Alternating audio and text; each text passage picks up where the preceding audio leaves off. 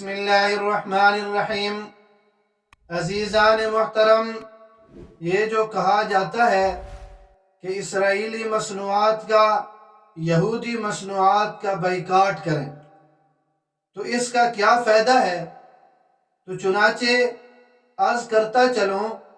کہ معاشی جنگ کا ایک دائرہ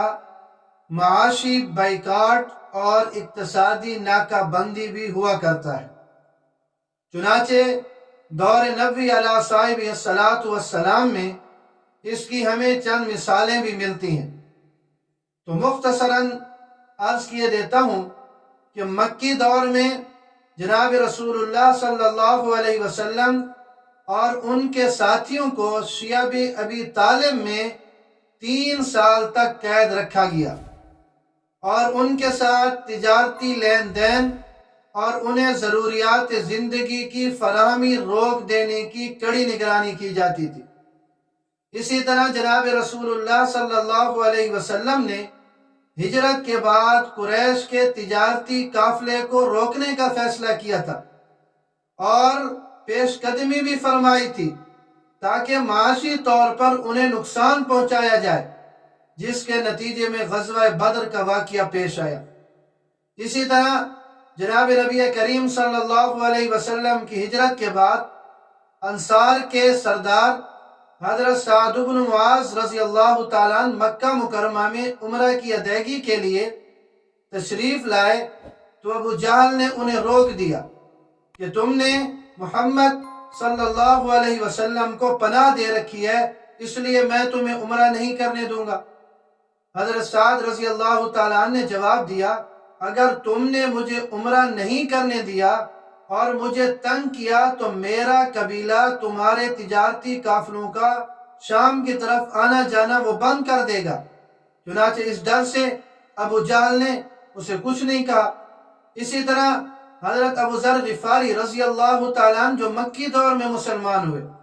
اور اپنے اسلام کا اظہار علی الاعلان حرم مکہ میں کیا، جس پر قریش مکہ کے نوجوان ان پر ٹوٹ پڑے، تو حضرت عباس رضی اللہ تعالیٰ عنہ جو بہت بعد میں مسلمان ہوئے، وہ ان نوجوانوں کے نرغے سے انہیں چھڑا کر لائے، یہ کہتے ہوئے کہ کس کو مار رہے ہو؟ اگر تم نے اسے مار دیا تو تمہارا شام تک تجارت کے لیے آنا جانا بند ہو جائے گا، کیونکہ اس کا قبیلہ تمہارے تجارتی قافلوں کے راستے میں پڑتا ہے، تو تمہاری معیشت کو نقصان ہوگا، معاشی طور پر تمہیں تباہ و برباد کر دیا جائے گا۔ تو یہ چند ایک مثالیں ہیں، چند ایک مناظر ہیں معاشی جنگ کے۔ یہ معاشی جنگ کے مختلف ایک پہلو ہیں جو آپ کی خدمت میں بطور مثال کے عرض کر دیے کہ یہ بھی جہاد کا حصہ ہے اور سنت نبوی علیہ صاحب الصلاۃ والسلام ہے۔